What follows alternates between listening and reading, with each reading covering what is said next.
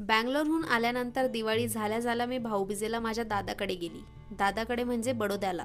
Bangalore to Gujarat via Maharashtra हा प्रवास पहिल्यांदाच केला. भाऊबीज आटोपून मस्ती आली ती इकडे नाईट आउट करायची. स्कूटी घेऊन आम्ही बडोद्याच्या रस्त्यावर भटकंती करायला निघालो. बडोदा हे खूप सुंदर शहर आहे हे इकडे आल्यावरच कळाले. दिवाळी निमित्त केलेली ही रोषणाई बाप रे खूप जबरदस्त. शहर सुशोभीकरण काय असतं हे इथे बघण्यासारखं होतं. जेल रोडवर बनवलेली ही गॅलेक्सी तर खूपच खतरनाक होती.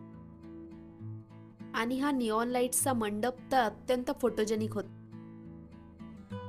इथला प्रत्येक रस्ता आणि चौक एवढा डेकोरेटेड होता की असं मी बंगलोर मध्ये सुद्धा कधीच पाहिलं नव्हतं. सगळं शहर जणू प्रकाशाने न्हावून निघालं होतं. प्रत्येक मराठी माणसाला अभिमान वाटावा अशी गोष्ट म्हणजे संस्कृतीने नटलेले सुंदर आणि समृद्ध बडोदा शहर हे आपले मराठी राजे सयाजीराव गायकवाड यांनी बनवले आहे आणि इथल्या स्थानिकांनी या इतिहासाचं जतन खूप छान केलं आहे. शहराचे ही डोळे दिपवणारी रोषणाई बघून झाल्यावर आम्ही या रजवाडी आईस्क्रीमचा आस्वाद घेत आमची नाईट आउट इथेच संपवली. हो ना.